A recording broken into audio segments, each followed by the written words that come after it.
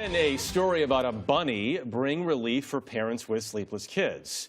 A Swedish psychologist book, The Rabbit Who Wants to Fall Asleep, is #1 this morning on Amazon's bestseller list. But is it a magical cure or just a tall tale? Dr. Carol Ash is director of sleep medicine at Meridian Health in New Jersey. Carol, good morning. Good morning, Jeff. This is particularly relevant for me. I have a 5-year-old and a 2-month-old, so we're always interested in seeing them off to sleep, yes, as soon as they can get there.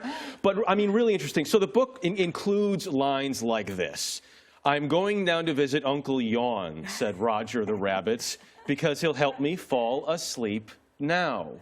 How do you make yourself fall asleep? I mean, these are subliminal messages or overt messages in the book, right? Yeah, it's actually, I have to admit, I thought it was fascinating the way the psychologist put this book together. There's lots of books that you could read to your kids that would help them fall asleep, and there's books that are instructional about how to fall asleep. But this psychologist did several things. As you're suggesting, he used variations in tone and also bolding those words so you could pick them out. So it was scripted in a special way that allows the brain to receive information differently and so changes learning. Because when I'm reading with my son right now, who's learning how to read, I'm having him pick out certain words. So he's bolding these words, yes. and those are the words that he should focus on. The 2-month-old or the 5-year-old? I wish it was the 2-month-old. She is rolling over already. She's not reading quite yet.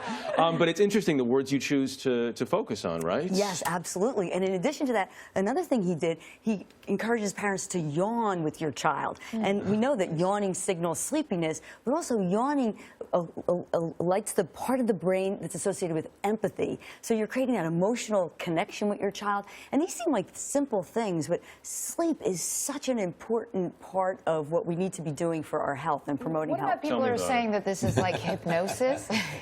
Says the man who's no longer getting it. Sleep for But parents. people are saying, is this hypnosis? Well, you know, hypnosis, that term usually describes somebody who's in a state where now you can suggest them to do certain things and change their behaviors. But this is really more hypnotic in that it allows the natural process of sleep to occur in a way that it's suggestive. So I wouldn't say it's a form of hypnosis per se, but I think it's a really, really new way of putting these things together. And they also include relaxation therapy, which is known, it's proven by evidence-based medicine to actually be a tool to help people fall asleep. And what's that?